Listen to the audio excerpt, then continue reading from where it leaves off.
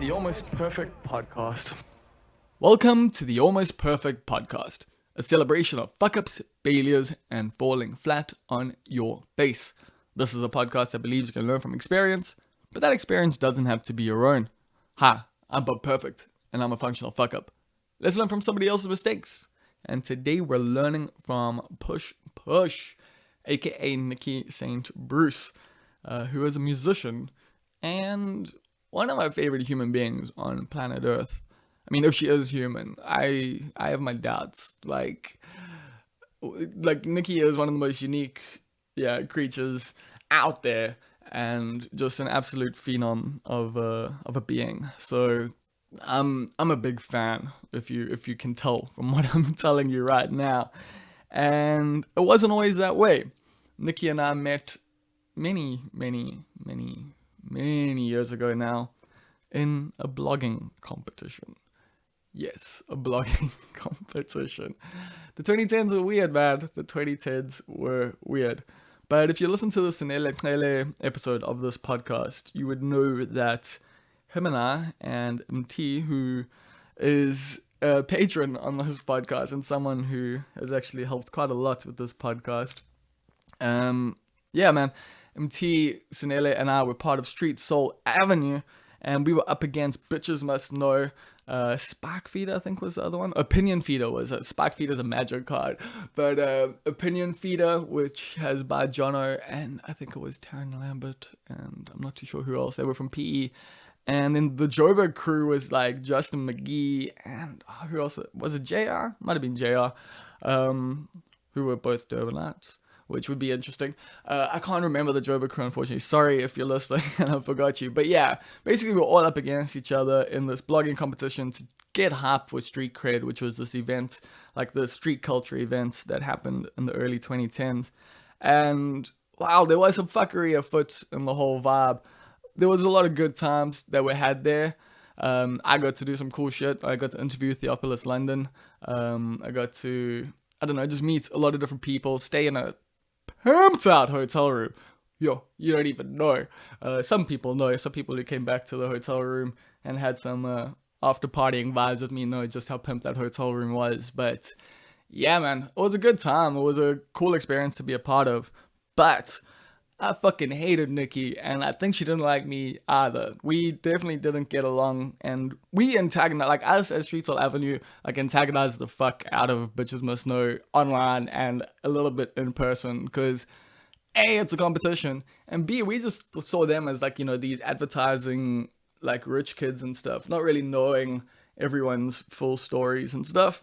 But yeah, we were just like, fuck y'all, like, you know, we can't even afford to fucking get airtime, and here y'all are blogging about fucking shoes and shit that like we've never even seen them in our stores because we're from Durban.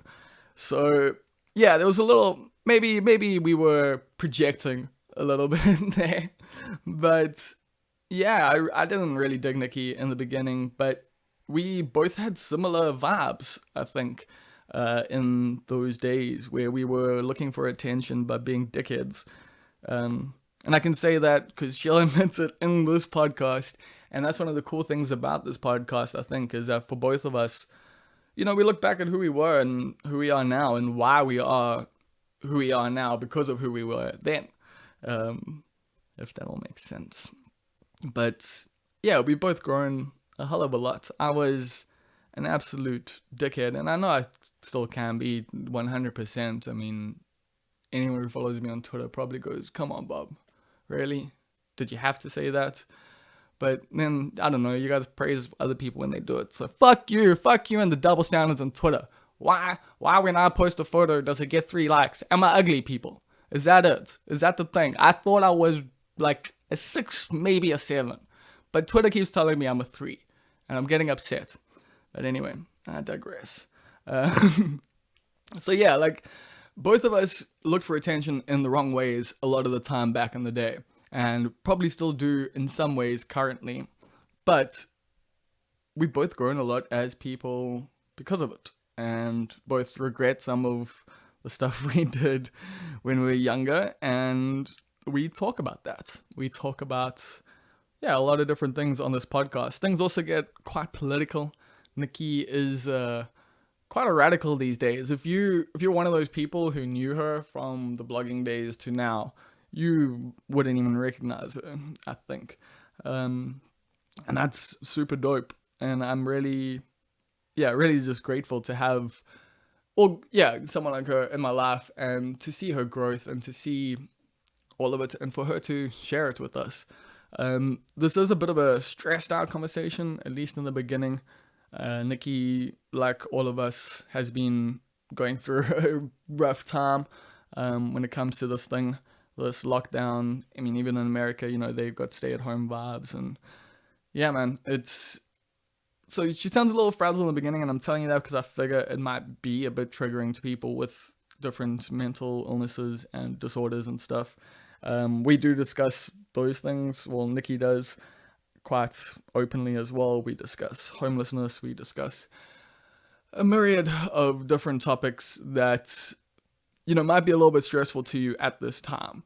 Like, I just feel I need to tell people that because it is, like, I get it. Like, we're all in a hectic situation right now. We're all in different headspaces and that. And if you're in a fucked up headspace and you're not really wanting to hear about, like, how the world sucks at times, and, I mean, we talk about some solutions and we try and, like, have a good conversation and have an entertaining conversation. Don't get me wrong about it. This is a fun episode in a lot of ways, but it's also got some very real conversations, and editing it was, it took time. That's why you're hearing this on Monday instead of on Friday, was because I was just thinking about some of the stuff we were saying and just like wondering if it should still go out and things like that. And like, yeah, there was a lot to think about with this podcast. And so you're going to have a lot to think about afterwards too, I think. Hopefully nothing that can cancel us, but either way, I think you're going to get quite a bit out of this podcast. Nicci, as I say, is an absolute phenom of a human being and someone who, like, yeah, is a lot. Like, see, that's the thing. This is gonna, like, I've been like throwing it intentional, like little digs the whole time, like little disses, because it's fun to do that. But like, this would sound horrible, but I don't mean it like horribly.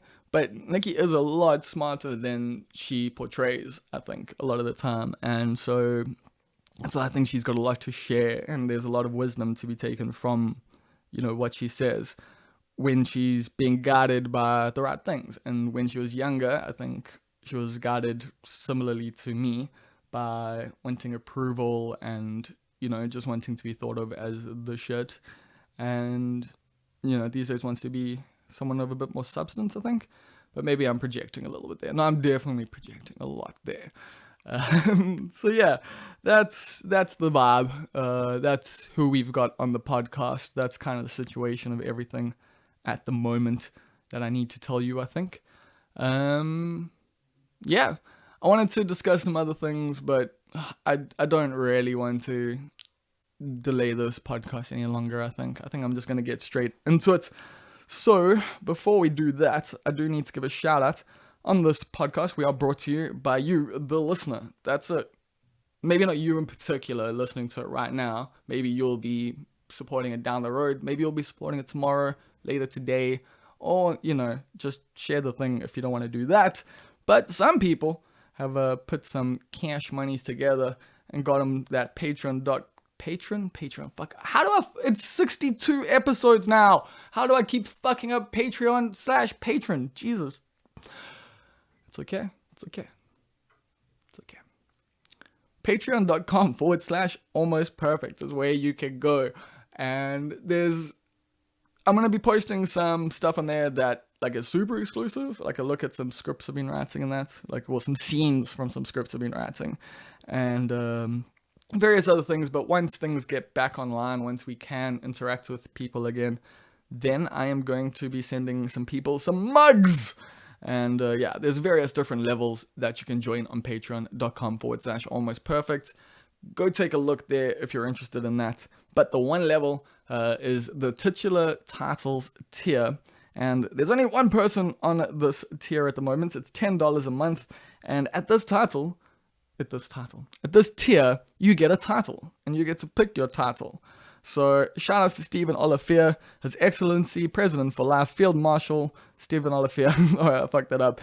But anyway, VC, DSO, MC, Lord of all the beasts of the earth and fishes of the seas, and conqueror of the British Empire in Africa in general and certain parts of KwaZulu-Natal in particular, or something slightly less pretentious like executive producer. And if you give me $20 a month, I won't fuck it up. I'm kidding, but I would appreciate if you have a few shekels that you want to kick into the bucket there. It would be greatly appreciated at this time. And so that's something you can do. Other than that, facebook.com/the Almost Perfect Podcast, Instagram.com/Almost Perfect Podcast. We are almost_podcast on Twitter. And please give us a subscribe, a like, a share, a review, any sort of interaction that you can do with this podcast on the interwebs will help it get heard by slightly more people. And, bit by bit, we grow. Day by day, we move. Here it comes. It's the Almost Perfect Podcast with Nicci St Bruce. So how are you living, Nicci St Bruce? Well, you saw what I looked like when we started the Skype call. Yeah, I did. I feel like how I look, like how I sound, which is crazed. So just like everyone else at the moment.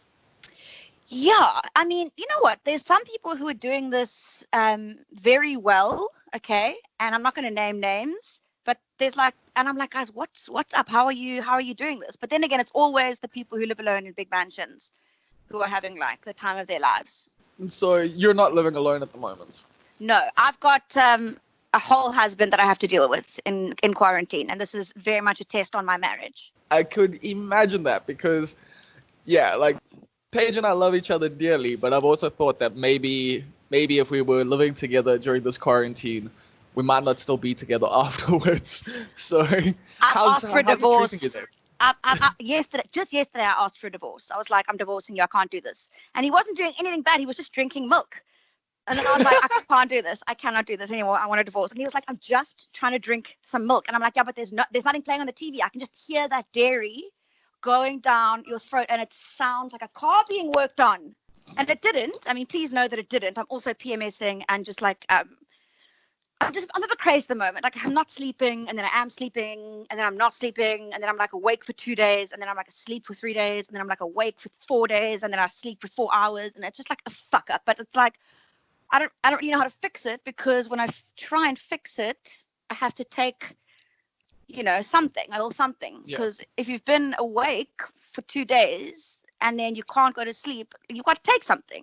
But then you take something and then you sleep for 2 days. It's pretty fucked up. So I don't like it. And I don't know anymore. I'm just like, I'm starting to hyperventilate just thinking about trying to go to sleep tonight. And by tonight, I mean tomorrow at 7, because as I said, this is my 6 p.m. Yeah, because we're actually chatting and it's midnight your side. It's 9 a.m. here in South Africa. And yeah, we were chatting yesterday on Instagram, and you were saying you get up around 3 p.m. in the afternoon at the moment. So is that... Yeah, it's pretty gross. Is that your regular schedule, or this like just a Depression City kind of situation? I was always more of like a 3 a.m. bedtime, noon wake up time. But now it's full on going to sleep.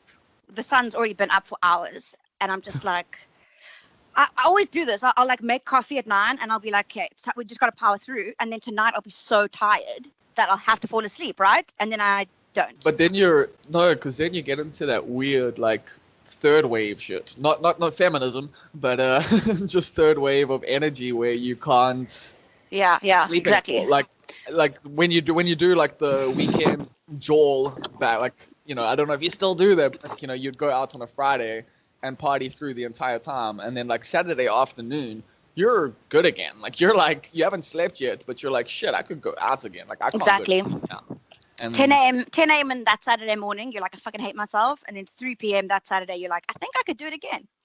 Yeah, it's the human body and mind are incredible things, but also going under a lot of strain at the moment. I've seen you've been creating a little bit though. You've been using your guitar a lot more these days. Has that been a nice relief for you?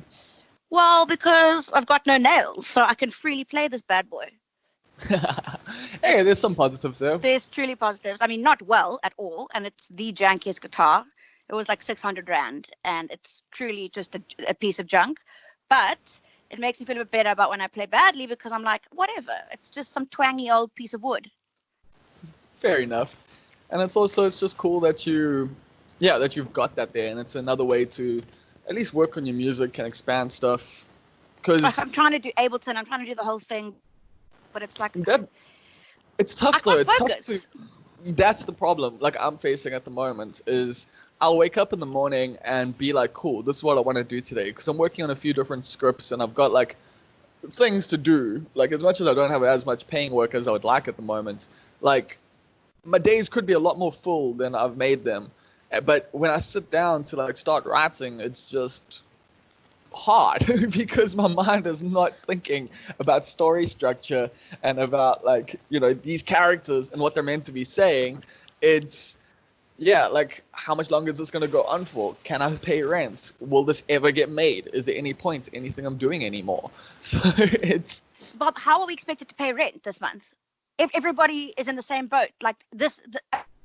I mean, okay, so the thing about California is, or not, I don't actually know if it's just California or the whole of America, but whole apartment blocks are owned by the same person unless it's a condo. Only condos you can own individually.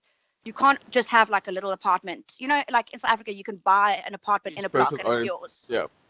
So this woman owns this entire block, okay? And when I work out the money that she makes, and then I Googled her, and this isn't the only block she owns. Do you know what I mean? So I'm like, you know what? If all of the blocks that she owned came together and were like, you know what, Nancy, fuck you, okay? Fuck you so much, you millionaire piece of shit. We all don't have jobs. We all don't have anything. We're struggling to my phone's about to get fucking cut off. How does she expect us to pay the rent? But where does she think that's coming from? And obviously you don't qualify for, the relief packages there in America. No, I anyway. don't. So, I don't qualify for anything. So I'm just like fucking out here. Yeah, I mean, here in South stressful. Africa, those conversations aren't even being had. But it is a different situation. I know online, I got called out a little bit for my anti-landlord sentiment, because in general, I've been on that tip for a very, very long time. Yeah, well, but fuck a landlord. It's become more of a thing these days. But it is also understandable in South Africa. It is a slightly different dynamic. People buying property and renting it out aren't the same as people who own entire buildings. Yes, yeah, okay. Fair point. Like they are, but at the same time, housing is just a natural human right. Well, not a natural human right, but it is a human right. There's no such thing as natural human rights. There's definitely no such thing as natural rights. But it is a human right that we've all agreed upon. Housing is something that we all need and should get and can provide. That's the thing that irritates me about this whole system that we've got going on when it comes to property. It's that it doesn't have to be this way. Yeah, property rights, we should relook at those and we should change how things go. Because I know, where is it? Like, it's in the Bahamas somewhere, I think, or like, it's one of the those islands there. I think it is in the Bahamas. They had this vibe going on essentially, where if you lived on this island, you could claim land just anywhere on the island. If you were a descendant there, if you were a part of that group and community, you could have space and you could build your house and you could do whatever you like there. No stress. You didn't have to buy it. You didn't get charged for it. And the island worked really, really well for quite a while. But then wait. Let me interrupt there. When you say claiming land, how does one? I mean, there's plenty of land. So what? It's just a bum rush of people. It's not a bum rush. Staking their land. Did they equally divide the land between as many people as were alive? You just take what you want. But then there's always going to be that puss who goes, I need all of this for my resort. No, yeah, but that's what's happened now is people are coming in with resorts because of the governments and stuff like that. Because I can't remember which country it is right now. And it's really bumming me out that I can't remember this thing exactly. Because what happened was there was actually typhoons. There's been issues, with weather and stuff. And so they've changed the laws there, and now people have to buy their property, and it's become a whole different system and a whole different situation compared to what they had before.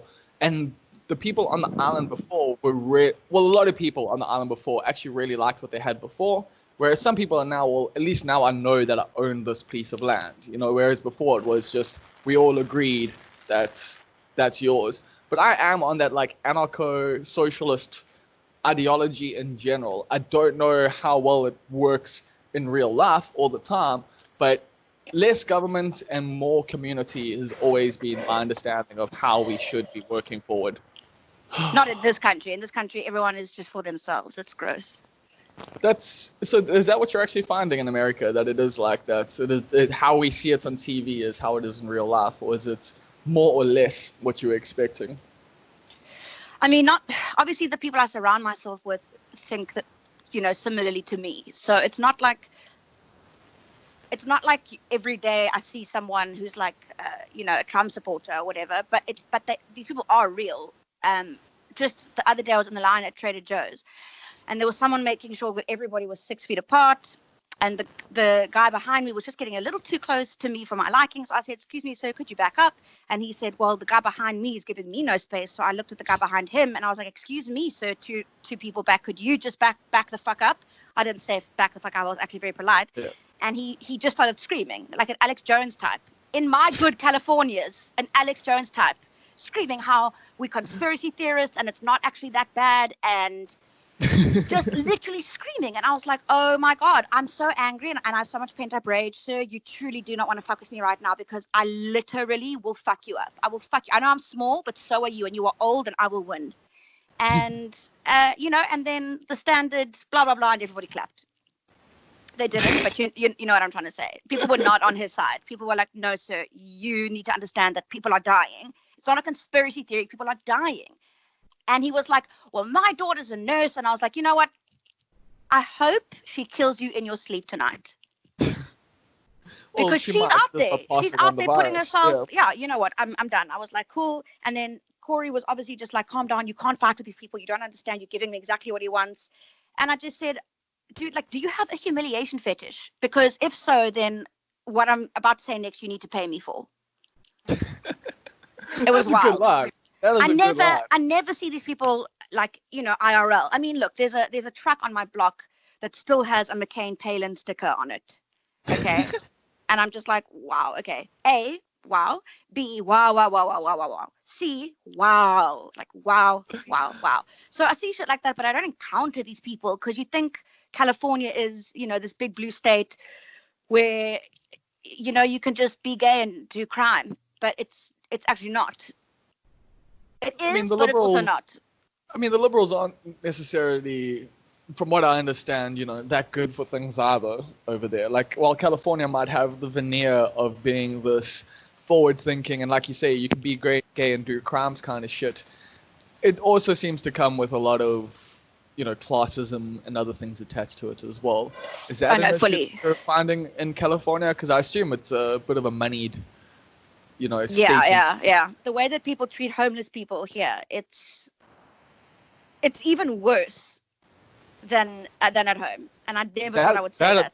That I struggle to like believe, to be honest, because just the levels of privilege here in South Africa, and the level of disconnection with white people and black people in general, and then when it comes to class and when it comes to everything, the way homeless people in South Africa are treated is absolutely horrific. So that's fucking scary to even try and contemplate. Yeah, I never expected it, but it's also because, look, I can't actually speak on this because I'm not an expert, so I'm going to say what I've experienced, and only that. In my experience here, there is no, obviously, free healthcare. There's hardly any fucking healthcare at all.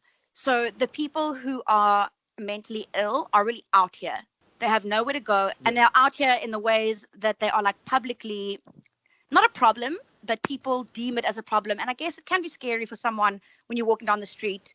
Look, I know I used to feel a certain way. Shouting random things, and you don't like. Well, you as a woman, okay, as a woman, I fear everybody on the street. Okay, as a woman, I'm like, everybody is a threat. So if a man starts screaming from 600 meters away, and I'm in the direction that I'm walking in, I'm obviously not going to keep walking in that direction. Yeah, that makes sense. But you don't know what. Like, yeah, you have no clue what could have happened to that person that they're doing that.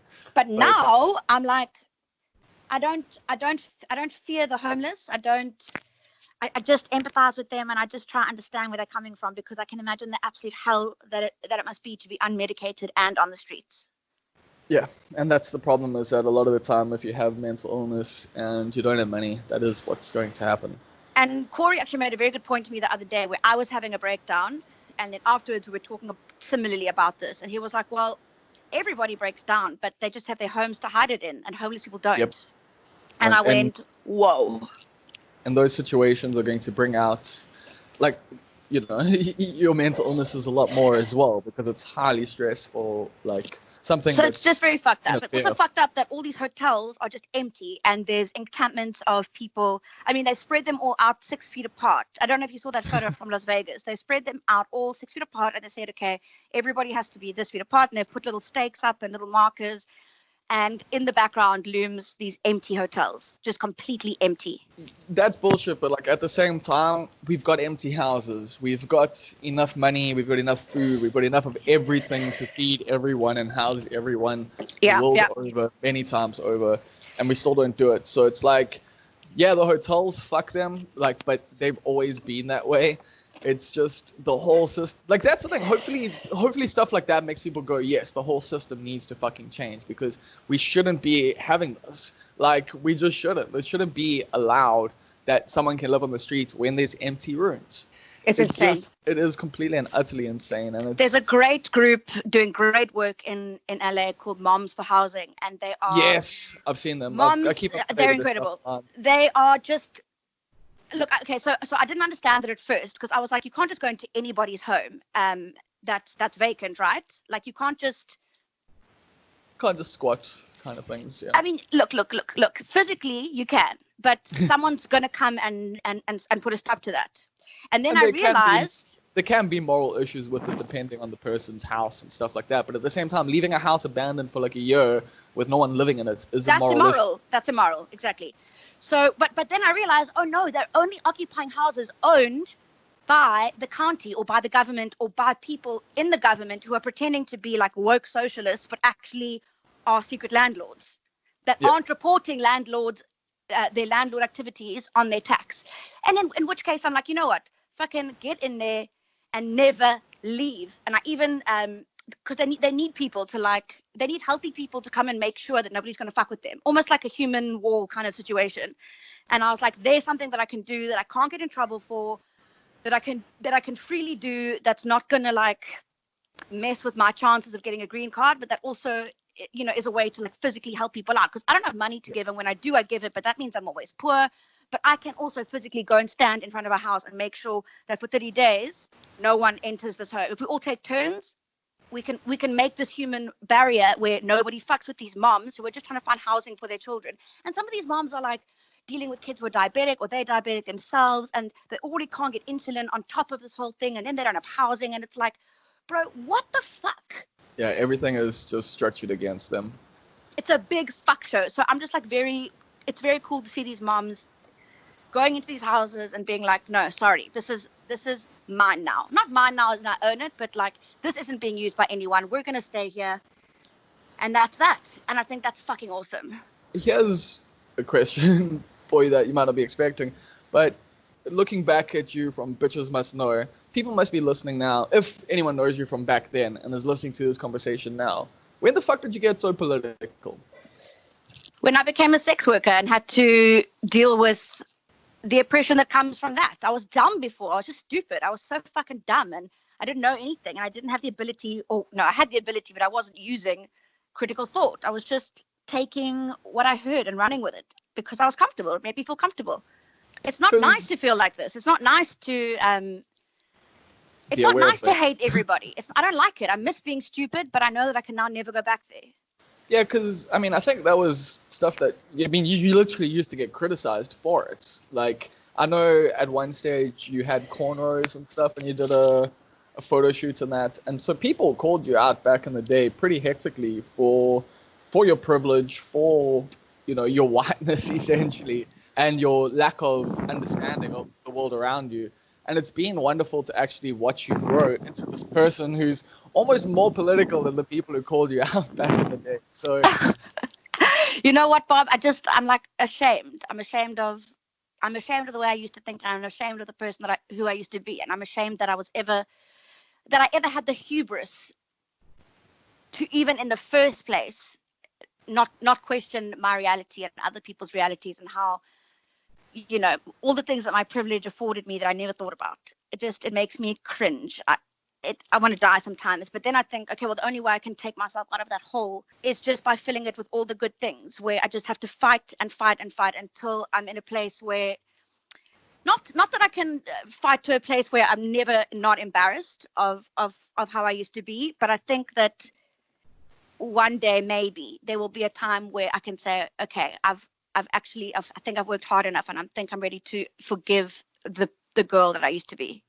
I fully understand that, just as someone who's obviously still misogynistic because I'm a man living in a patriarchal society. We all have deeply internalized misogyny. Even me sometimes. I'm like, I'll say something and then I'll be like, did I really just fucking say that? Yeah. But the thing is, I just look back at my past. I look back at my 20s and I cringe, and I just want to punch that guy so fucking badly, and I'm surprised. I can't believe I never get punched. I can't believe I didn't get punched. Yeah, but that's the thing, at least, that is kind of the thing I think that happens is, as you get older, you start looking at yourself and you start seeing just how terrible you have been, and you get embarrassed and you don't want to be that person anymore. And well, maybe some people, I think, veer more into it. They're like, they make it a source of their pride because they want to be different to everyone else, and they don't want to admit that they're hurting people, and they don't want to feel that way or whatever. But in general, I think, as you get a little bit older and you start looking at your actions and your place in the world and just how terrible you've been, you want to make amends for it. You want to be different. You want to be a better person than, when you were in your 20s. But it does, I don't know, do you ever, are there ever some things that you're just like, I don't know if I can ever make up for that? You don't have to say what, but there's probably loads of things. I don't want to think about them individually right now because I'll probably become inconsolable. Very PMSy here.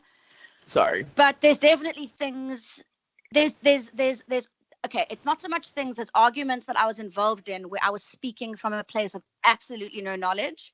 Sure. And what it's done to me is now I just will never, ever even try to have a conversation with somebody about something that I don't know.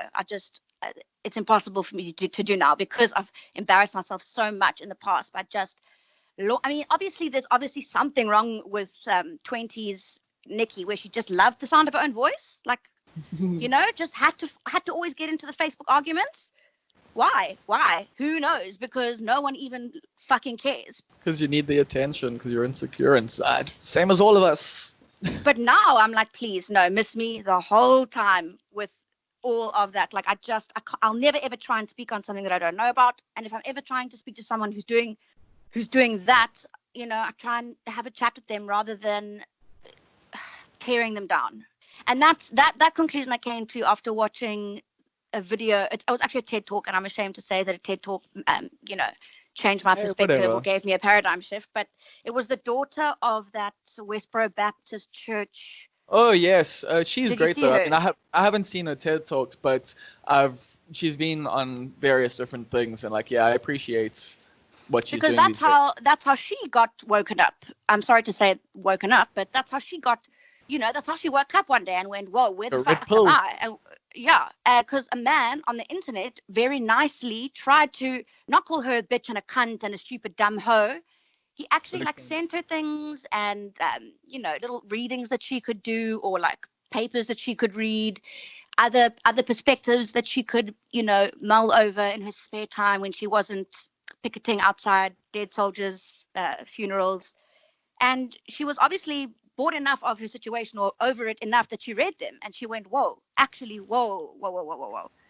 I in the right place right now? And it must have been insanely hard for her because that was her whole family, and that's the only people she ever knew, and she got out of that. So if she can get out of that, then we can help internet racists not be internet racists. I'm sure of it. Yeah, but like you just said, the way she was brought into the fold, to use a Christian term, was by someone being nice to her. And the things that we do online, and I say we, and I mean me, and I do mean a lot of the people listening to this, is pile in on people and be shitty to them. And look, what I'm not Yep. advocating for is being nice to online racists. That is absolutely not what I'm saying. But Of if course. someone's really actually stupid, then I'm going to try at least to engage and to try to get them out of that stupidity, because I really think that look, I'm not the smartest person alive, Bob, but I can still wrap my head around, basic concepts. You got some brains on you, though. Maybe not. We'll see. But, what I'm trying to say is, like, I was never the smartest person. I don't understand all the terms that people use, and I'm not, like, down with the jargon, and I may not be the most eloquently spoken person, but I can feel if something's right or wrong now inside of my, like, body. I can feel it. And I'll have like a visceral reaction to something. And I feel like that's a human thing, where maybe if we come at people with things that they can't understand and we shout them down until, the cows come home, then why would they ever want to understand where we're coming from? Because they're just going to feel personally attacked. And I know that's also a whole other thing that's problematic, which is like, well, why should I expend the emotional labor that, allows To bring someone else to the my side and stuff. Like, yeah, like why is that my responsibility to? It's not, but you can take it on if you want to. But that's the people who need to take it on are white people. In a lot of cases. But, I mean, if you look at that guy who's been going around, that black dude who's been befriending white dudes in the KKK and collecting their robes and stuff. Oh my God, I saw him. He was in. I saw his. I don't want to be cancelled for this, but I do watch Joe Rogan podcasts because he has wonderful guests. I and listen to him sometimes. He was disagree on, with him immensely, but I still immensely. But he has. I mean, he's got Eric Weinstein. He's got Sam Harris on there. He's got like. I'm not a big Sam Harris guy, unfortunately, but his Islamophobia got to me. Like yes, truly a like thing. Because the problem is when I was younger, I read Sam Harris and Christopher Dawkins and all of those guys, and genuinely was Islamophobic. Yeah, I was Islamophobic because of it. Like, but it was also I was indoctrinated into that type of atheism. Yes, but you have to understand, Bob, that we got hit at like another. The age we were teenagers post 9/11 watching American media. We were brainwashed into being Islamophobic before we ever even fucking thought about what Islam is. I look back now and I'm like, some of these movies that came out post 9/11, are they fucking for real? Like, I cannot believe some of them are still even being played on like Netflix. But that's the history of American cinema. Like, it's just wild to me because it's the first time I've ever obviously partaken in it and actually been I don't want to say victim, but victim to the brainwashing. To the propaganda, I consumed that media. That was my shit. I was like, I loved that shit. I loved all the movies and all the music and all the shows that would come out of that shit. And now I watch them and I'm like, wow, I truly wish for death. I mean, they shouldn't even still exist, but they do. I disagree that they shouldn't exist because I think it's important for us to look at time and go, in 2001, we were saying this thing. It wasn't that long ago. Like, that's, it was funny today on Twitter, Jim Cornette, the old wrestling promoter, was talking about how this one wrestler would paint himself white, like a black guy, would paint himself white in the 70s and made lots of money, but these days he'd be cancelled. And I was just like, yeah, dog, shit changes. Like, with time, we realized we were wrong in the past, and that is a bad thing. Like, it's... Yeah, for sure. But it's the thing is, having those things... what I'm worried about. But having those there is important for us to see historically, to be able to say, hey, man, this wasn't that long ago. Like, when people say, oh, racism's over, apartheid was 25 years ago, or whatever, like, dumb shit people want to say, it's like, that wasn't that long ago. Like, that's the thing. These things, history has changed a lot, and it hasn't. And that's why, like, I think it's great for us to be able to go and you look at, like, how fucked up. It's actually a great way to show you why society is the way it is now. If you look at media in the 50s, 60s, 70s, 80s, and you look at society now, it's like, no fucking shit we became like this. But, like, consuming it at the time, maybe you don't necessarily see that. It's not that I'm worried about. It's that we can now, okay, look back and say, wow, okay, that was wrong. But what about kids who don't know the difference, and they watch that shit now, and isn't the same thing just going to happen to them? Yeah, but you're meant to, as a parent, give your kid context for the world around them. And if you've got that context now, you can pass it along. Our parents had a very different context, especially here in South Africa, like about the world around them. So I don't know how much useful information they can pass on when it comes to, especially white parents, when it comes to like race and those sorts of things. The problem with the media thing in general has always been that of it's the job of the parents to teach their kids how to like understand media better, but at the same time, that's a big responsibility, and not every parent has the time or even has the understanding to be able to pass those things along. It's a really dangerous thing we've got going on here. I never got any of that, you know. Oh, me neither. I learned from consuming media, like I learned how to to consume understand media. Yeah, okay, fair point. It was only really, I mean, I know it's like maybe cliche to bring up Naomi Klein, but I love her and I'll always love her yes. and I'll die for her. And it was only when I got to like varsity age and, you know, we all had to read No Logo that I really like kind of started to understand like how we've really been fucking it up, truly. Yeah, I was grateful for Rage Against the Machine and NoFX. When I was a teenager, because NoFX talking about Noam Chomsky got me to read fucking Noam Chomsky when I was like 16, 17. I didn't understand a fucking word of it, but I read it. For sure. But look, but Chomsky's also a fucking imperialist. It's like, who do we have left? Oh, of course. I mean, but yeah, it's like, what do I truly have left? we've still got Bell Hooks, we've got Judith Butler, and we'll always have Karl Marx. Yeah, Marx is fine, but I definitely disagree with the way his work's been taken. But that's well, no, people are always going to take that shit out of context and do whatever they fucking want with it. Yeah, exactly. I just personally can't aspire to dictatorships and people who kill millions of people, no matter what. Like, I don't give a fuck if I agree with their ideologies. Like, no, you can't kill millions of people and like make memes about it. But that's just me. That's just my personal. Yeah, it's something I struggle with reading philosophy. Is I'll read, you know, like a beautiful argument by Heidegger and then find that he was a fucking Nazi. Yeah. You know, there was a lot of that. There was a lot of eugenicists in fucking philosophy, and it just doesn't make any fucking sense. But like, that's also fine. Like, I think you can take people's ideas outside of them, but you can also put it in context of them as well. But yeah, people can say smart shit and be horrible pieces people. Of shit. Yeah, it's not to say. But does that mean that what they said didn't ring true? Like, does Heidegger being a Nazi make his other arguments? It can make some of his arguments irrelevant. It can make some of his perspectives wrong. But at the same time, it can also not. It can have no effect on some of the stuff he's saying. Or he can still find a truth about the human condition despite understanding the human condition differently to you, if that makes sense. Fair point, yeah. Okay. No, that does make sense. And also, I don't know too much about anything really, but I know that people are still going to listen to R. Kelly and people are still going to bust Chris Brown and people are still going to fucking do whatever they want anyway. So it's like we can't take the stuff away. I hear Woody Jones lines in my brain. Like, I don't even play his music anymore, but I still hear the fucking shit going on in my brain. Same thing with Sneasel. Yeah. Like, it's a difficult thing, man. Like, I hear certain stuff and, like, you know, you immediately think of these people who you used to admire. I am also I'm so fucking sick of when people ask me where I'm from and I say South Africa. The 9 times out of 10, they'll go, oh, Antwoord, Yolandi. And I just, like, there is, you know, like, please respect me. I mean, at least I didn't say Johnny Clegg. Excuse me, I love Johnny Clegg.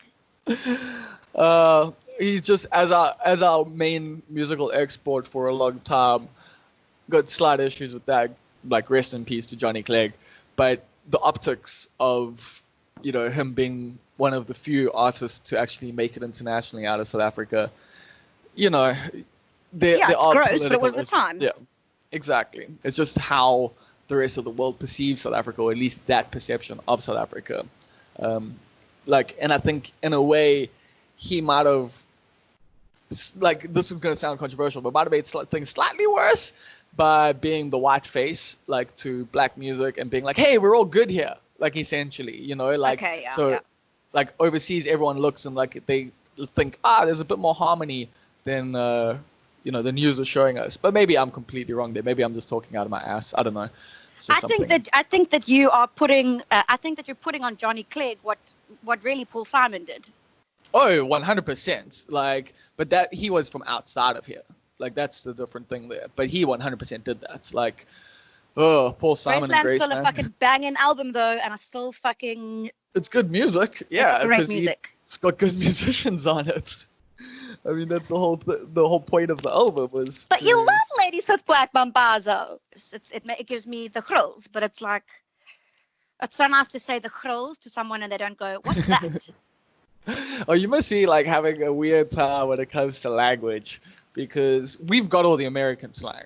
Like that's just another one of our languages, and going over being a South African, just our slang alone is in 11 different languages. I mean, our slang isn't even necessarily all South African. It's such an amalgamation of stuff. So, yeah, do you have people not understanding fuck all that you're saying there? It's hard when I'm ordering things. It's especially hard when I'm trying to speak to someone whose first language isn't English. So they're the way that they know English isn't my English. You know what I mean? It's like they know American English, but they don't know what I'm saying. So then I just kind of, it's a lot. I never get the right drink at a bar. But I tip anyway, and I take it because we're all fucked here. And I just fucking drink it. Yeah, I mean, it's still a drink. Exactly. What else are you going to do? I've actually found a couple of drinks I like by getting the wrong thing by accident. But I will say this. All American beer can suck my dick. Yeah, we were chatting about this as well yesterday. Why do you hate American beer? It all tastes like yeast infection piss. Have you ever smelled the loo after a girlfriend with a yeast infection's gone for a wee and not flushed? That's American beer. I'm gonna not comment. But, okay, well, let me tell you something. I can't believe that they sell that shit. No, I'm with you. I've had Budweiser before. It's one of my least favorite parts of Afropunk. Like, oh god. Besides the fact that like it's called Afropunk and there's just branding fucking everywhere. And there's not a punk thing about it. No, I mean, it started off punk, but we all start off punk, Bob. We do all start off punk, and they land up working in advertising. And then we get money, and then it's over. It is hilarious to me how many people I grew up with who, used to skank along in circle pits with me. Like, didn't even take that long to get straight into the advertising. Like, they went from the punk scene to Vega to, writing to copy Ogilvy. for advertising. Yeah. You can name Ogilvy. You can say it. Oh no, I might not get work then. Oh no. No, fuck those people. You know what? Fuck Ogilvy, fuck all of them.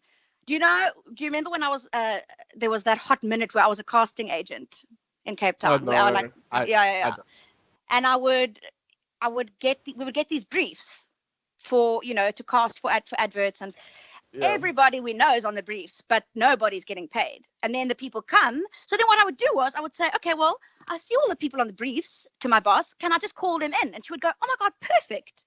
So I would call them in. They would cast. And then who would get the job? Norwegian models. So they would use your friends as everybody's the mood board, babe, but nobody's on the paycheck. It's actually quite gross. So then I just also would I don't know. I gave that up as well. I was like, fuck this. That reminds me of I won't mention the brand, but a local Durban brand, actually. I had a meeting with them. We worked together for a little while. But they even showed me that I was on, a picture of me was on their brand board. These are the people that we want to sell our products to, essentially. And I was just like, then give me the money. Yeah, that's a little creepy. They gave me stock for a while. That was it. So hence why I don't work with them anymore. But that you're just bringing up something there that makes me, that makes me think of that. It's just you're right. That is how it works. If, you can be the mood board. You can be the one that they want the model to look like, but you ain't ever going to be the model. It's gross and it makes me feel sick, but it's also something that I can't change. So I just booked out of there real quick. Yeah, you GTFO'd from Cape Town. How many years ago now? 2 and a bit. It seems longer. I feel like Yeah, I've it aged does. 15 years. Like, these last 3 years definitely have felt like a lot longer than all of my 20s. Oh, 100%. I feel like I was a different person when I arrived here to who I am now. I can see that, yeah. It's Like, wild. It's kind of gross, but it's also like, I don't know, you become more radical, although in the same way, like, I see you're hanging out with much more famous people than like you were in Cape Town. So it's like this weird duality. it is weird and it does make me uncomfortable. But there's also nothing I can change about some situations, and I just have to accept that and let it go. Otherwise, I'm just going to think about it until I never sleep again, you know? Yeah, I get you there. But what made you leave Cape Town? I didn't leave Cape Town. Honestly, Bob, I came here for a holiday. Was that it? Like, you were just like, I'm just gonna go. Actually, I remember you kind of saying that. Like, yeah, you weren't planning to go forever. I came here with 2 suitcases. One which was of a friend of mine's clothes who lived in Canada, who had left a bag at me in Cape Town because she was traveling on to Thailand, and she was always going to get me to ship it to her. So, and I was like, well, I'm going to buy so much stuff in America, and I want an empty bag to come back with. So I'll just take her stuff to her, and then when I come back, I'll have so much stuff. So I literally fucking came here with nothing. Basically, one suitcase was hers, and the other suitcase was like my essentials, and then I never left. And I'm like, I still haven't replaced those things. I just don't straighten my hair anymore. Fair enough. But what happened? How come you never went back? Why are you living in California now? Because I got here. Okay, so the thing about California is that even though people always said to me, oh, you would love California. You would absolutely fucking love it, babe. Yeah, but I've I been always told just, a million times. oh my God, Bob, you would literally, See? there's not a word that could come next that could accurately describe what you would do if you found yourself here. But that is also my plan, to bring you out here one day, but then you also might never leave. But that's also a bridge we'll cross when we come to it. So I never came here. I always went to New York. I remember I tried living there, and then when winter hit, we were just like, wow, okay, this is absolutely hellish. And I don't know why I kept trying to make New York work. It was never going to work. I'm not an East Coast person. It is the dream, though. Like, it's Whose New York. dream? Whose dream? I don't know. Not mine. Like, New York's no longer my dream, but growing up, like, you know, there was always the big city. There was always the place that you went to go and try and make it. I mean, now I understand that that's just silly. Like, you can make it literally from anywhere because we've got the internet, and whilst thank God there's for it. still, yeah, whilst, you know, industries are still very much controlled by, you know, people in the shadows, you do have a lot more chance now of, you know, making whatever industry you want to make it in without going to LA, without going to New York the same way you had to back in the day. You know, TV shows aren't only made in those places anymore. Yeah, and thank God for it, because wow. Yeah, the world needs Woo! that. The world needed a bit more culture. The world needed Portlandia, you know? It did. So I got here, and then I never left. I was like, I'm never leaving this place. I refuse. I can't believe I never came here. I know I'm stupid, but like, wow, I am fucking stupid that I never came here, that I kept going to the other side. It's just like complete, I don't want to sound like a fucking idiot, but it's like complete vibes. Everywhere is just vibes. Like, it's as a hermit, New York was not cute for me, because the reason that New York people are always out so fucking much and they're always doing something is because nobody wants to be in their little shoebox. So being a hermit in my shoebox it took its toll on me, and just like like your living conditions in New York. If you don't have money, it's not the place for you.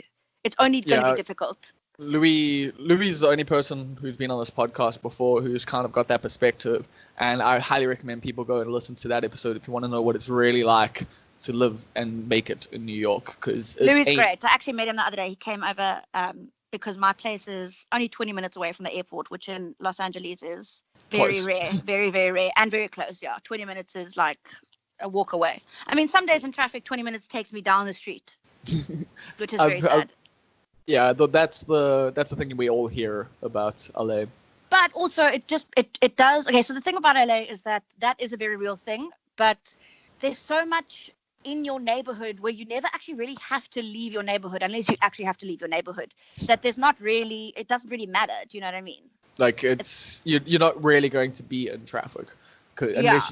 Unless you got to go for a casting on the other side of town. I wish my brain remembered the road names. Another thing about America that's so dumb is that they have these like really long roads. So I'll look at an address and be like, oh, Pico. I live off of Pico. Okay. So my own wedding, Bob, I was late for my own wedding. There's a reason I'm not wearing makeup in any of my wedding pictures. It's because I couldn't put any on, and I'm wearing Vans because I had to go somewhere before to get my license, and then I had to go to the chapel to get married, right? But on the address, it said Pico. So I was like, oh, well, we live off of Pico. It's just around the corner. I'll get the license, come back here, put on my makeup, put on my dress, and I'll look cute, and then we'll get in the limo, and we'll go to the chapel. My love, Pico runs through this whole city. It was an hour away. So I did not have the time to go home and even put on makeup for my own fucking wedding. I just had to go. I just had to hoy to the chapel in that limo, in a pair of Vans, and a Kangol dress.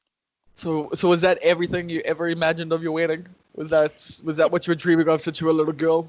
It's actually the most perfect thing that could have happened because there was no pressure. I didn't have to live up to anything. I just needed to get married to remain in a relationship. I know that sounds weird, but to keep dating my boyfriend, I had to marry him. Or else you would have to fuck off. Yeah. And he had just signed a publishing thing with Domino, and so he couldn't come home and live with me for 2 years and then come back here. He had like just signed. Otherwise we would have just come back together. But he had literally just signed the thing, and I was like, I don't want to take his dream away. That's why he moved to LA, to write songs for other people and to produce and to do what he's doing now. And I was like, I can't ask you to then, not in a rude way, but like I can't ask you to give that up to come to South Africa where we don't have that where same. Everyone's trying to leave to Well, make no, this. but we don't have that same music industry. Like here, millions of people survive off of making music for other people. The words, the fucking lyrics. No one does that at home. Everyone writes their own stuff. Am I right? Am I wrong? I don't know. You tell me. Depends on which level of the industry you're in, but sure. That's the thing. It says the top level of the highest earners in South Africa is still very small. There's not enough of an industry where a whole other subgroup of people can survive just writing music for those people. No, because those people. Whereas here, that's a real thing. It's a fucking real thing, and it's something that I would absolutely love to start doing for other people. I've been doing it a bit, but I would like that to be something that I do properly when I get my green card, because then I can actually, And it's, I can't ask Corey to come to South Africa in like the prime of his songwriting life to write songs for who? Do you know what I mean? Yeah, and also kind of at the prime of our economic downfall at the moment. Yeah. So but also ours, so So that was that. I don't know. The Dow Jones does not seem to ever want to go down. So I don't know if the economic downfall. I mean, you might experience the economic downfall, but America looks like it's just going to keep making money forever. Yeah, that's what they just keep printing money and giving it to people who don't need it.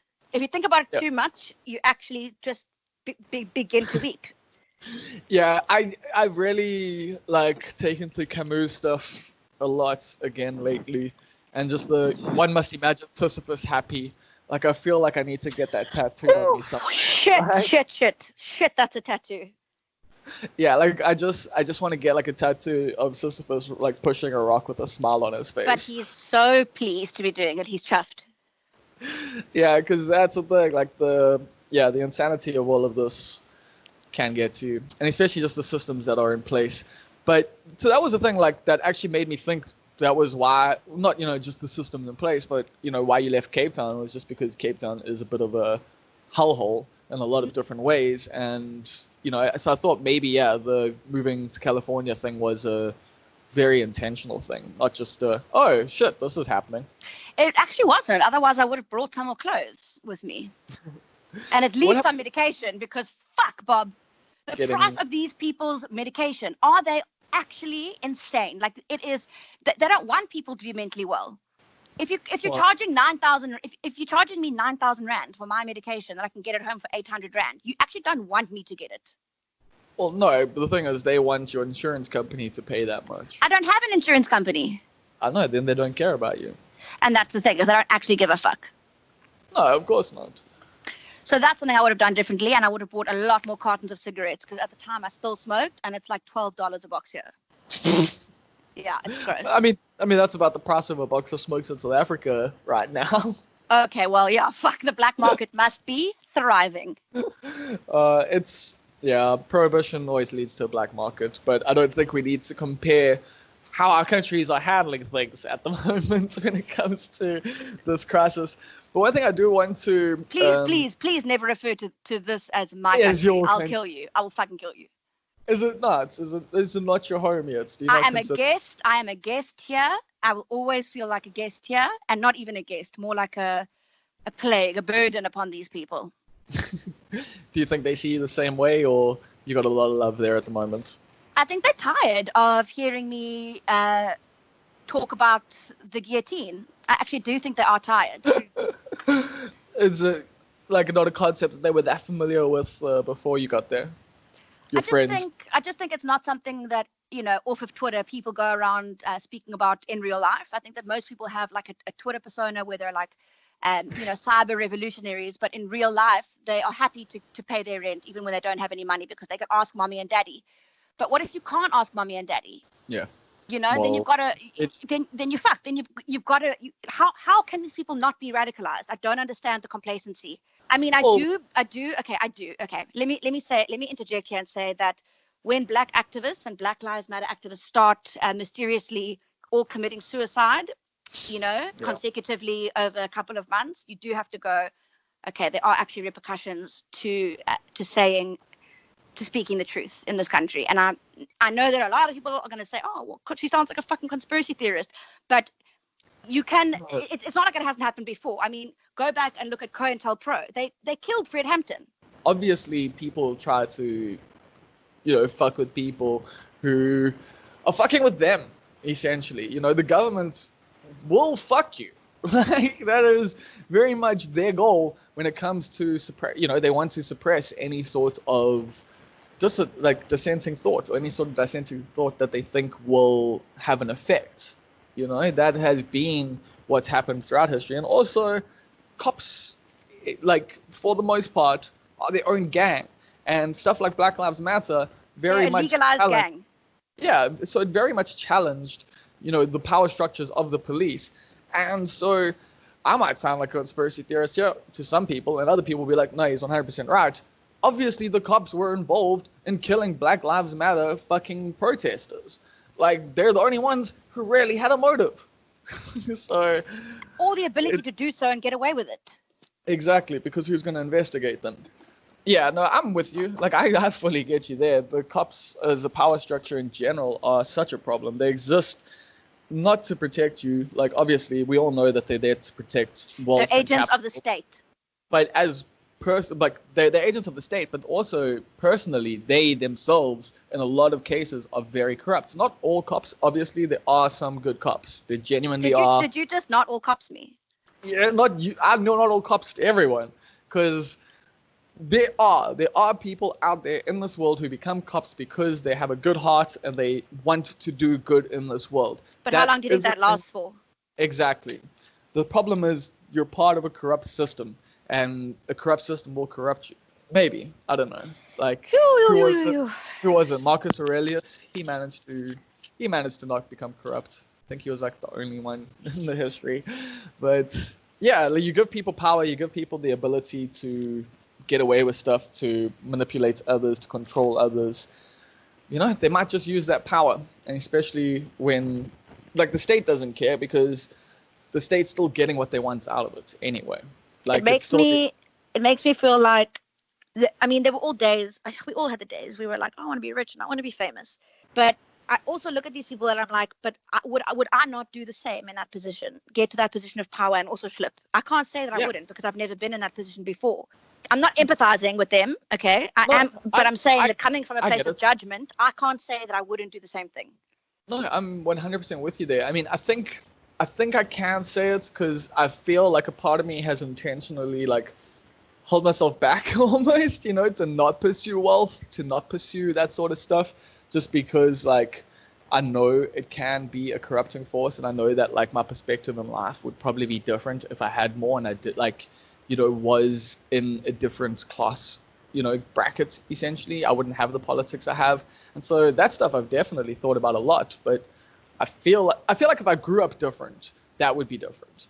Like, then, I would be more corruptible now, but because of what I've grown up seeing. But then at the same time, other people grew up seeing poverty. Other people grew up, in worse situations than I do, and they fully take on the just becoming wealthy mentality and fuck everyone else. I worked hard for this. I'm, at the top of the ladder kind of thing. Fuck, these guys begging at this like robots when, life worked out for them. And yes, they did work hard, and it is good that they got there. So I don't know, like maybe you can, come from shitty places and still become a shitty person. But I find, growing up in poor areas and those sort of stuff makes you slightly more empathetic usually. And so, but then, like look at Diddy, I guess. Look at Jay-Z. Look at a lot of things. Well, that's the thing is now I'm like, do I want to be rich and famous? I don't think so anymore. I think that is a long time ago, Nicci, that was very optimistic and thought that those things would make her happy. But that's not the truth. What would make me happy is if everybody was okay. Yeah, that's kind of where I'm at, man. Like I just want everyone to be provided for. Like once we're all there, once we've all got housing, food, and clothes, like it's not impossible. It's not impossible. It's not. But they act like it's the most impossible thing in the world. Like we can't have all of those things at the same time. Well, you can't in the system that they've created. Like that doesn't work. Like in a competitive system like capitalism, where you're forced, where it is a zero-sum game. Like that's what they're essentially making the world. But the world isn't a zero-sum game. I mean, it is eventually. There are only finite resources and stuff like that. But we're nowhere fucking near reaching reaching all our resources. The Earth is not overpopulated in the fucking slightest. We just are misusing the resources. Yes. I used to think that overpopulation was a thing, and it played a lot into my antinatalism. But now I realize that the world isn't overpopulated. The world is fucking huge, and it can handle all of us, but not the way that we're doing things now. Exactly. Yeah, I'm also on that antinatalist tip, but fuck, antinatalists are some of the worst human beings on earth. Yeah. I don't necessarily want to associate. I'm not going to identify as one, okay, but I'm also not going to bring. But I don't want to bring a child into the world.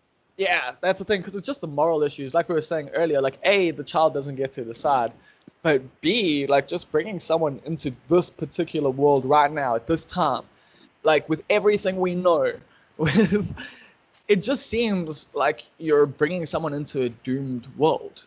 I don't know. It seems like a hell sentence almost, not like a death sentence, like a hell sentence. You are going to live in hell.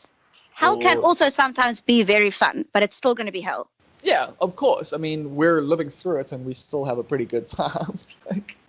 I don't anymore, really. Yeah. I'm not having fun, Bob. I'm not having fun here, hey? You need to do what I do. Just start the morning with a dance and put it on Instagram, and then feel embarrassed for the rest of the day. It's great. I think I have to get pics to do that though. Some little pics. Some little pectoral muscles in order to do that.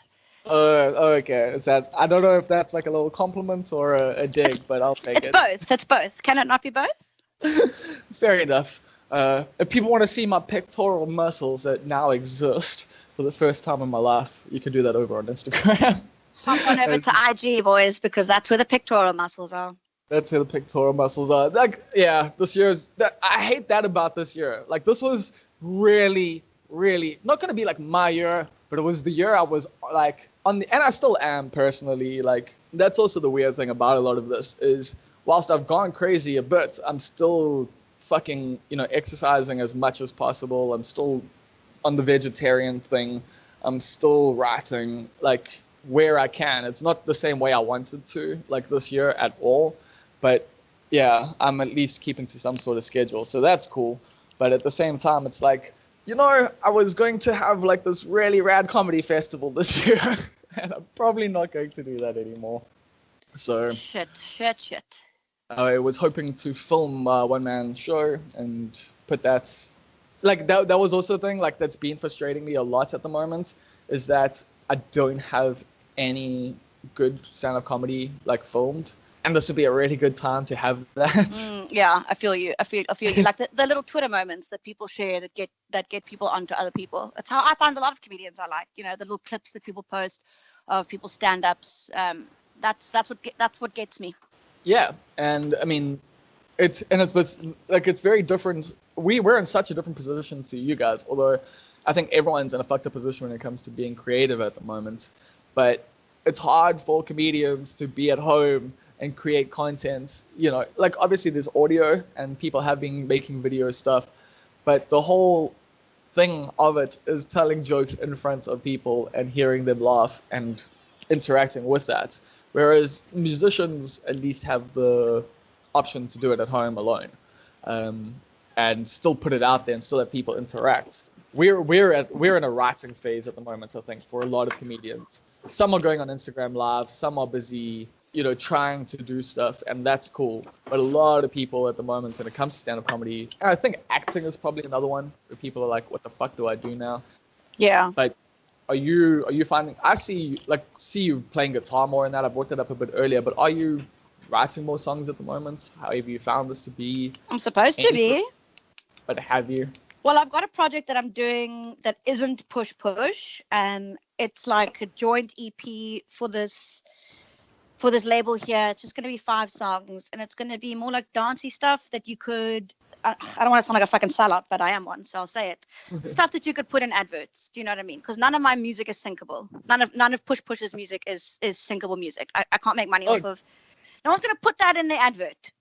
No, and it's like some of your newer stuff especially is like just different, like it's not going to be commercially acceptable. Yeah, acceptable. But to survive in LA, that's what people do. It's not really a gig thing. It's not like people make all their money off of gigs. It's musicians make money writing songs for other musicians who maybe don't write their own stuff, or co-writing, or producing, or fuck my train of thought. I'm so ADD, Bob.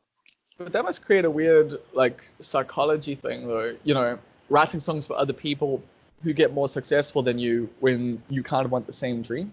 And a lot of people, what happens is they come to LA and they want their own project to pop off, but they end up getting stuck as other people's songwriters forever.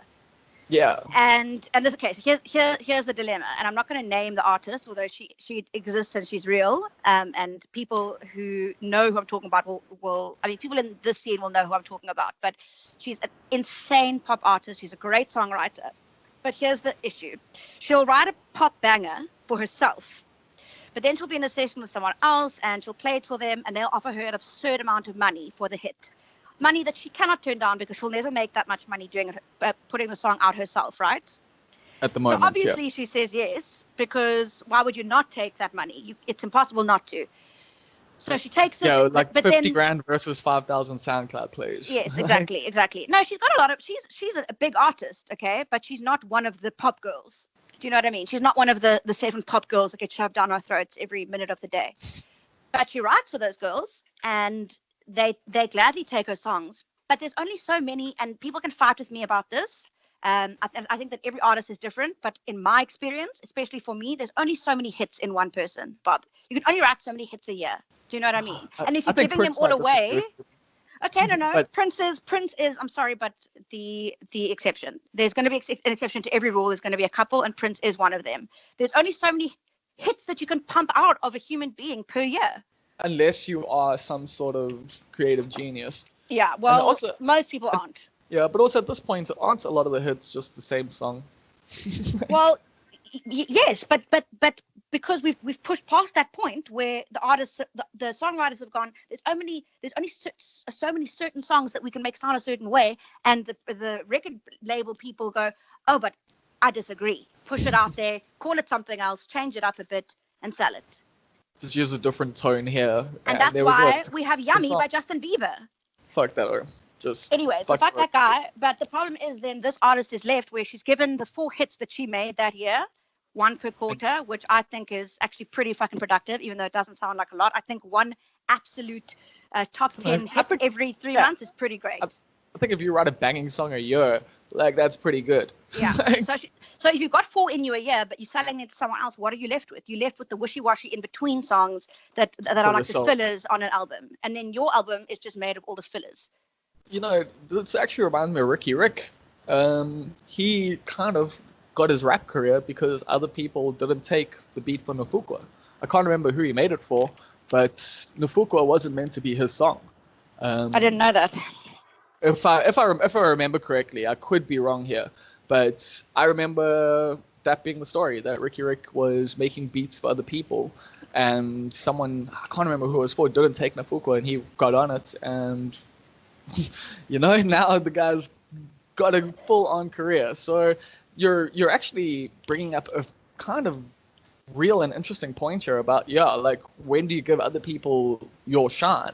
And because of your economics, like, you need to have that money in the bank right now, so you give away something that could potentially make you even bigger than that. Exactly. Or you sign a contract and you take a certain amount of money and the song blows up, but because you needed that little amount of money in that minute to pay your rent and your bills and to keep yourself alive, you now are only stuck with $5,000, whereas this song the Lisa situation. Yeah. It's like it's quite wild to see play out, and I see it play out in real life all the time. I'm in sessions with songwriters all the time, and I hear their stories, and I'm not gonna breach contract here by saying any of them out loud, but it is fucking wild the shit that people get away with in this town because they have money. Like, I can only imagine. So is it worse than Cape Town in that regard? Way worse. These people are. It's like money is like a steroid here. You just described, I think, America in general, but shit, like, that's a good line. It's steroids, and the roid rage is scary to watch. How do you come up against something like that if you yourself don't have the resources? You can't. So you just have to give up, and that in itself will kill you from the inside out. Just knowing that there's nothing you could do, like, that must be a whole other something to overcome, like, emotionally. Do you know what I mean? But that is the thing about LA that happens. Countless movies, countless songs have literally been written about that exact experience. Because I mean, in real life, this happened to my mother, where she couldn't afford to keep her house anymore.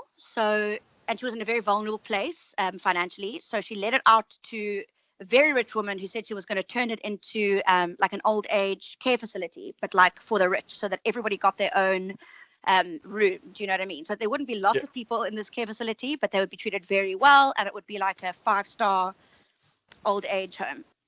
And my mother, who was desperate at the time, just signed that lease. She signed it, and this woman fucked her. My mother came back to a house that had basically been dug up. I mean, this woman, when she left, had taken the sinks, and what she did was she turned the people, the nurses from this old age home, were calling my mom, being like, these people she's treating them terribly, she beats them, like, all this stuff. And my mother was trying to get into her own house, and this woman had locked her out of her own home. And I mean, these old people were being abused. So there was a lawsuit, and there was a whole thing, and my mother didn't have the money to fight this fucking Fresno millionaire. So she just had to give up and watch all of these people get nothing for being abused. And my mother was like, trying to fight for them, because she had seen it firsthand when she did manage to get into the house. She was a witness to it, and she also felt guilty that she had let out her house to this woman who had turned it into basically just an abuse center. An abuse center for old people who couldn't protect themselves. And she was taking their money and beating them up. Like, what the fuck, bro? That's messed up. And my mom just, you hear at the about end that of a that, lot. I know, but it had never been so close to home for me. And I mean, like, literally in my home. So she couldn't fight this woman. This woman took everything. She fled the country. And then her husband tried to, like, fight the case or whatever. And my mother didn't have the money to fight them. So she just had to give up. And eventually my mother got cancer. She was so stressed and she always says, I swear to God, that woman gave me cancer. And I don't disbelieve it, because my mother was a very healthy person up until this point. I think she stressed herself into a point of literal cancer. So if I ever see that woman, and her name is Alison, I swear to God, it's on site. My family's doesn't quite have the same situation, but yeah, like, there's been some fuckery along similar lines with regards to the legal system being abused and just being used against people who don't have money. Like, if you can't afford good lawyers, if you can't afford, to play in the system, you will be fucked. Like, you just don't get to play at all. You just have to not play. Yeah, you gotta have coin to play, essentially. You gotta be able to put your 50 cents into the machine. Like, whereas I'm someone who, from a very young age, I learned that if you take a cigarette lighter, one of the electric ones, and you pull out the the thing that makes the spark, and you put The that. flint. Not the flint. So it's in an electric lighter. It's literally like just a little electrical connection that when you click it together, that makes the spark, and then that lights up. So now what we used to do when we were kids was we used to use those to get free credits on the machines at arcades. You're So a instead of paying genius. 50 cents, you put those in, and that electrical shock tells the machine that coin's gone through the slot. Bob, So I'm sorry, but we stand. that's an Like, that old is some trick. genius shit. I didn't know Nah, about it. I didn't play arcade games. I didn't go outside. okay, fair enough. Yeah, no, I had an arcade thing across the road, arcade bar, like literally a bar with arcade machines in it, and all the kids used to play there every day. So big part of my upbringing was arcade machines, and big part of that was learning how to get around it.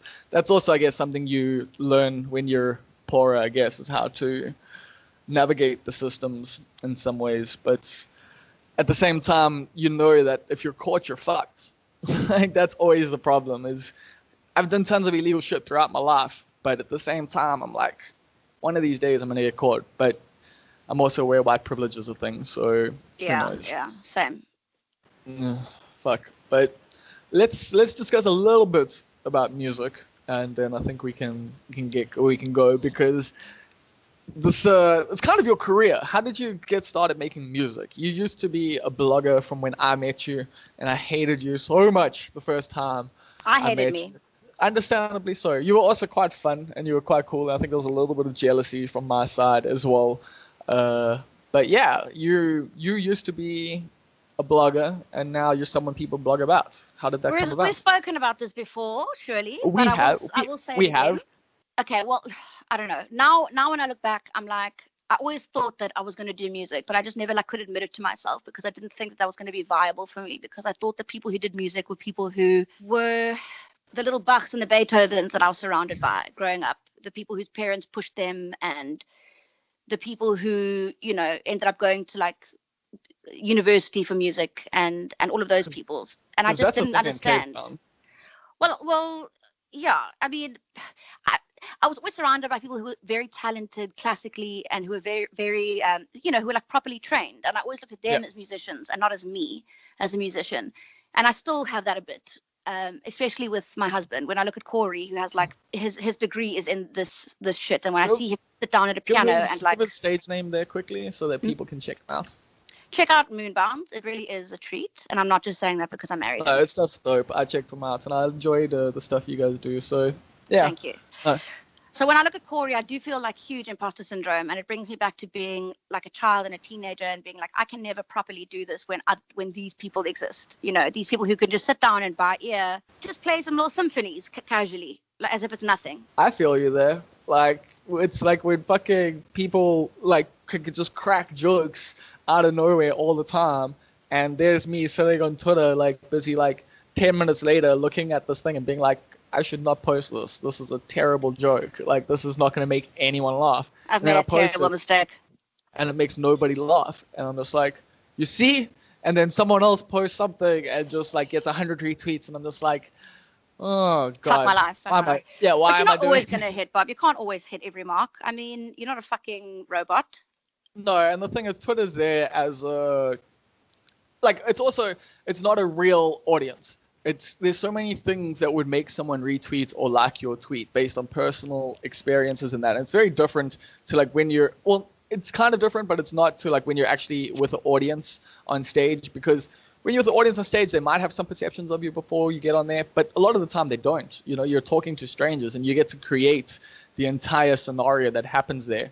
Whereas online, someone might not retweet your tweet, and it could be a banging fucking tweet. They could have laughed at it, but they're worried about the implications of retweeting that, of being seen to like something you do and all of that. So 100, I was going to say, Twitter's a great place to test stuff out, and it isn't, a bad place to see if something gets a reaction. But when it comes to comedy, the only way to really know if something is good or not is by telling it on stage over and over again. That's something I never understood about stand-up until I was in an audience, and someone was like, hey, can I just do a quick 5 and test some stuff out? And I was like, what do you mean test some stuff out? What do you mean? And then I got it. I was like, oh wow, like these guys are specials, but what they're doing before is little bars and clubs, and they're testing their stuff out, and the special is all the stuff that made everybody react, and it's all Yeah, condensed into 1 hour of essentially the hits. very much that. Like, most 1 hour specials are actually probably 10 hours long, the year leading up to it. So like the amount of material that could have gone into that hour that got cut down by people not laughing is probably like another 9 hours of material at least. And there's always that joke in every stand-up set as well, where they're like, that joke almost didn't make it in, or that one never gets a laugh, but I refuse to not say it, and it's like meta. I hate the little tricks and things that we say and do sometimes, because once you're in comedy long enough, you hear it so fucking much. Like you start hating going to certain comedy shows because you're going to just hear a lot of the tricks of comedy and not the material of comedy. Like sometimes, like when I'm watching comedians, it's fun to see someone who's really good at crowd work. It's fun to see someone who's really good at playing with the audiences and stuff like that. But most of the time, it's not people who are very good at it. It's just people doing their job at it, and it's the same thing over and over. Well, we see that on Netflix a lot. I mean, I've watched some specials where I'm like, why did they give this person permission to do this? You're telling me, like, I even like look at some specials and go, surely I am funnier than this. Sure. Or just like, where are these people's friends? Do they have friends? If I was about to put out a terrible album and everyone was going to go, this is terrible, are you going to still do it? I would hope that I had some friends who were honest enough with me to pull me aside and be like, bro, this isn't it. I don't know. Like, then your friends are going to hate you forever for not supporting their dreams. Like, because you're just jealous that they got on TV. If that's what's gonna happen. I don't have friends like that, but then again, I don't have friends, so. But yeah, like in comedy, if you tell someone, a joke's not good, your relationship with that person needs to be amazing, or else you're just going to be a hater forever in that person's mind. I think that's also probably why I don't have many friends, is because I could never not tell someone that. It's like not telling someone that they have a huge booger. Yeah, but at the same time, like what's weird about it is in some ways the material doesn't matter. Like even on TV, even if I don't like it, you don't like it, someone's gonna like it. And also, guess what? Not that many people are going to see it. Not that many people are going to remember it. But you, as the person who's on TV, who might be telling shitty jokes that in 5 years' time you're going to hate, still got on TV and still have now more of an opportunity to get further in your career and maybe have better jokes further down the line. That's also a good point, yeah. Like, it doesn't really matter. That's kind of just listening back to some of the old episodes of this podcast, like listening to guys like Yassine and Lindy and that. A lot of them took opportunities that they were given early in their careers when they didn't feel ready for it at all. And, looking back, they might not necessarily like some of the stuff that they did when they got put on TV. But because they got put on TV, they're now way, way further ahead in their career. So it's definitely got the positive advantages to it. In fact, I can apply that to myself in a small way and say I'm embarrassed of the person that I used to be, and bitches must know is not a stain on my history, but it was a very good time in my life. I had a lot of fun, okay, but like nobody should ever have let me write about sneakers. Come on, do you know what I mean? Yeah, like, come on. Hexy's the only one. Hexy's the only one. He was bitches must know, and we were just white props. I think, like honestly. I think that makes a lot of sense, actually. Yeah, just if you look back, how people gone since then. But it was very fun to be a white prop, and I met a lot of beautiful people, you included, and it meant that when I started making music, I already had a couple thousand people who were going to listen to it, even if it was just to see if it was bad or not. And some people definitely thought it was bad. Some people. Oh my God, but some of it was so bad, Bob. I was listening to some ODA stuff the other day, and I still in my head, like ODA to like DIE, but I'm listening to some of the stuff. Good. And I'm like, wow, Nicci, wow, girl, wow. Yeah, but some of it's also really good. Some of it was incredible, but some of it should never have been recorded and put on tape and then been downloaded by other humans. But still, if I hadn't have had that, I wouldn't be doing this now. And I like what I'm doing now. So maybe we just have to embarrass ourselves a couple times before we get it right. I don't know. Would you say you've got it right now, or are you no longer embarrassing yourself? I've seen your IG stories. I Okay, all know right. I'm embarrassing. But the thing is now I'm self-aware, so it's funny to me. Do you know what I mean? it's not just funny to you. Don't worry. Thank you. No, Thank you so much. I genuinely enjoy like still getting to interact with you via Instagram, and like, yeah, like I hate that, but it's also cool that, you know, we've probably hung out maybe 3 or 4 times, like maybe 5 ever. That's not true. That's like the Okay. amount of times I've come to Durban and gotten drunk with you. Yeah, like 2 or 3 times. I've come to Cape Town like twice, and then we were in Joburg once, so it's 6 times. Okay, I feel like it's more, but I feel like also sometimes we were also We spent weeks so drunk. at a time together. Yeah, well. exactly. Like Outland in itself was in my head a month long. Outland, shit, wow, that was one of the funnest weekends of my life, even though all I could get was just music festival. Yes, I love that. When Bob was a music festival organizer. What a time. Like, yeah, that could have gone a different way. That was one of the funnest weekends or weeks of my life. That was a really fun festival. I wish. It was so much fun. And I don't have fun often because fun's not my main objective in life. Like, I'm not trying to have fun. I'm just trying to survive. In most moments, I'm trying to not like be overwhelmed with panic and anxiety. So I'm like smoking weed and just trying to be relaxed, just trying to play my little Animal Crossing game and listen to my nice music and my nice earphones and just have a nice candle lit. And that's what I'm trying to do. I'm not trying to like have fun anymore. And I don't, or maybe my definition of fun has changed and this is what's fun to me. But that was honestly one of the funnest experiences of my life. Even though there was no weed to be found at that festival after 3 days, and we were smoking jut out of newspaper balls. Found, though. Since then, I haven't, paid 10 Rand for a newspaper clump of jut. It's something that I haven't done since. So when are people going to be able to legally order, when is there going to be an app for weed? Probably 2 years. Depends on, because Tito Mbowene's probably got mad farms that he's just trying to get grown to the right levels before everything goes fully legal. That's 100% what's happening. Yeah, I fully think there's mad shit happening with lobbies. Not that we have lobbies, but you know what I mean, like lobbying in government, and a lot of private money is going to be going into the weed thing. I don't know, I'm not for legalization of weed. I'm for decriminalization. I think we should all just be allowed to grow and smoke it, and that's it. I don't want it to be a corporate thing. But some of us are shit at growing, Bob. Some of us are cuck. Yeah, so you got friends who can grow, and they can just give it to you. Okay, fair. Actually, it would be nice. We could live in that kind of system. We're not going to, but but we could. There are alternatives to the situation. But yeah, personally, I'm really stoked that I can just smoke weed in my own home and not be bugged. That's quite nice. I know that my neighbors can't call the cops on me. I mean, I feel like if someone's going to be your neighbor, they should know that that's not going to stop you. Well, my neighbors didn't get a choice. My new neighbors didn't get a choice in me being their neighbor, I moved in here.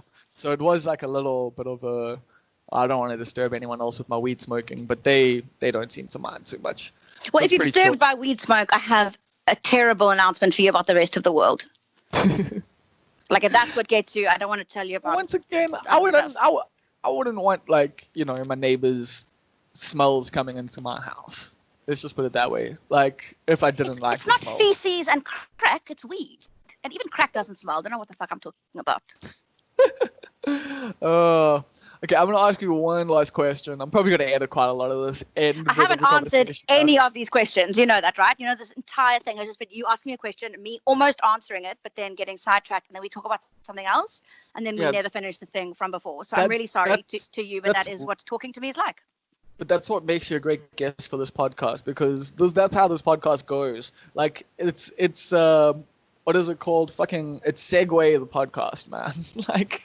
That is really what I should call this. But the question I'm going to ask you is, did you ask Lady Scully to unblock me on Twitter? Because you said you were going to, and then she did unblock me. So. I mean, what do you want me to say? What happened? I don't know, because like she just unfollowed me one day, and I just Okay, wondered so that conversation had happened. we may have had a conversation where she had a person that she had a problem with that I was interacting with, and she had, many people that I was interacting with that she had a problem with, and not to say that you were one of them, but we had a conversation where we came at each other from different sides, and I said, but you actually don't understand that, like, the things that you think about these people. I mean, think about how the way people used to think about me on the internet, and then you Yeah, met of me, and course. none of those things were real. Sure. Or maybe once upon a time they had been real, but they were no longer. I mean, People I've people change. been an asshole on the internet. Like Yeah, but that's also part of I your brand. wasn't. Yeah, I wasn't surprised to see that Lady Scully had blocked me like all those years ago. I was just surprised to see she had unblocked me. So But I think we all also grew up past the early 2010 South African internet, and I think we're all just trying to be a little bit more open-minded to other people, and we're also just thinking maybe a little bit more critically. And hopefully we are. But I like it. I think we're all growing up. I think it's cute. yeah, it's like it is interesting just because of a lot of the people that used to hate you are, your friends now. Like But in that's some my favorite ways, ending. That's my favorite ending. not just you and me, but like lots of other people. I mean, I don't want to bring up too much, but like I know some of your staunchest critics have literally been turned, the fuck around. And it's interesting, yeah, how that happens in life. Like I don't know where I'm going with this, but it is just you're a prime example of it. And sometimes with me, people who used to hate me actually get to know me and go, hey, I like you. Yeah, well, that happened with me as well with you. I mean, you used to make me cry on the internet, and now you are one of the What? people that I'm so grateful for. I'm sorry. No, it's okay. I don't cry anymore, but I used to be a little bit cry on the internet. I've made way too many girls cry, like for just by being a dickhead. So But I the get other that. thing is that I probably deserved it. So you probably also were one of the people who, changed my trajectory. Yeah, but then I'm being one of those people that I hate, like at the moment, who just bully people into. No, I don't think so. I think that there's a certain amount of bullying you can do into taking into how do I say this? There's a certain amount of bullying that you can do that can make people self-reflect and go, but why are people bullying me? And not in a victim blamey way. Like when I was a child, I was bullied Yeah, because am I I wrong was here? weird looking. Okay, I was weird looking, and there's nothing I could do about that. But as an adult, if someone's bullying you not based on your appearance, that just makes them a shit person. But if someone's you can also question yourself and go, am I right? Am I wrong? If you're right, then cool, that's fine. But if you're wrong, then you also have to change the parts about you that made you, have that idea in the first place. And I think that if people didn't bully me a little bit at least, maybe I would have carried on and maybe I would have become Rachel Dolezal. Maybe it's the bullies actually. Maybe it's my bullies who we all should be Who thanking. protected you? Yeah, Yeah. in a way where, yeah, being called out for your cultural appropriation early on definitely Saved me a saved your career. fuckload in these times. Because if you're still doing that shit now and you don't know now, and I'm glad that shit happened to me 8 years ago because I got it out of the way.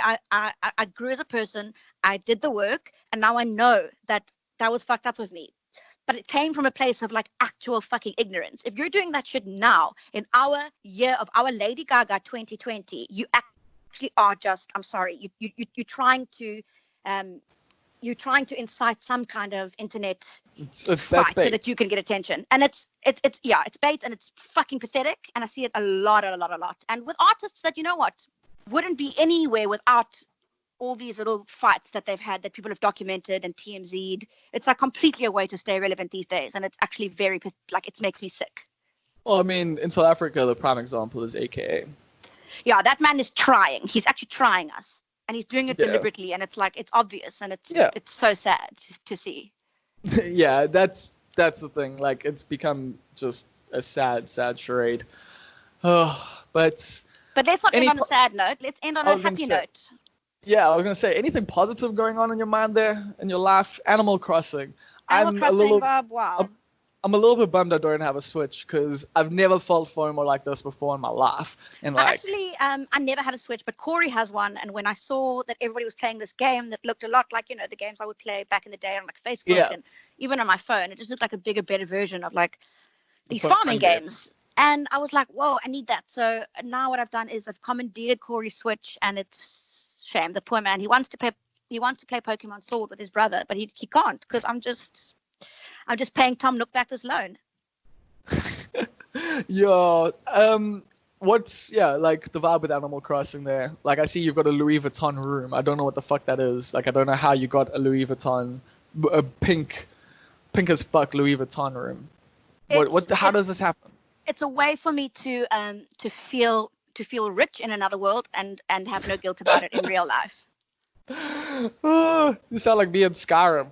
Oh my god. I tried playing Skyrim, but you know what, Bob? I just kept harvesting lavender for like a lot too long. I do a lot of mining. Like I'm essentially just a miner in in Skyrim. I go on long walks and I just try and dig the ore out of the mountains, and it's very calming at the moment, to be completely honest with you. Going So on that's long what walks Animal Crossing in a is. video game. It's that same thing. It's just like mining, peaceful. There's peaceful music. The characters are cute. You can customize things. You can personalize things. I mean, there's people have cracked that you can make your own little designer outfit. So what the hype beasts are doing is recreating. Well, you can't sell them. That's the thing. Is that it has to be free. I mean, you could make deals on the side. Oh, you could, but people aren't. People are just being nice and being like, here's the QR code for this, and it's like kind of a little open source community. There are people who are definitely capitalizing off of it, but they suck and they're not allowed on my island. And if people want to join you on your Animal Crossing there, how can they do that? They must DM me for my friend code. I do actually answer all DMs that get sent to me that aren't dick pics and people being like, hey, sweetie, show me your bops. I always respond to. I love chatting to people. I love the fact that people find me approachable enough to even think that they can message me and that they'll get a response, because that never used to be who I was. I used to be very unapproachable and very, I don't know. I think I just gave off like a resting bitch face vibe. And I think that it's very cool that people yes. that people interact with me now and they don't have this preconceived idea that I'm a huge bitch. Do you know what I mean? I like that. I like having conversations with people that I don't know. I think you definitely got more of a sweethearts like vibe than a bitch vibe these days. Like I think you're definitely way more endearing, and just like if you watch your Instagram stories, like you are a very sweet, like awkward, endearing human being. Okay, Bob, don't go too far there. Don't go too far. Whereas before, you didn't have resting bitch face. You had purposeful like bitch face. Like you wanted to be the bad girl of like the scene, I think. And now it's so gross. It's so gross and pathetic, but also like lol lol lol. Yeah, but I mean that's being young. And now you're a bit older, and it's cool that people can actually that you've gone through that and people can see that, and you are approachable and people can talk to you about it. So yeah, I think your growth has been wonderful, and I'm so glad I finally got to have you on this podcast. Thank you for your time today, Nicci. Bob, thank you. I'm so sorry if at any point you could hear me burping or sniffing or inhaling my dab or sucking on my jewel or crinkling my hair treatment mask. Okay, I've got 2 days to edit this. Okay, I wish you the best of luck in having to listen to my voice over again. May the Lord be with you. Yeah, you're just rapping in a PE accent. Oh, I love that for me. I love that for us.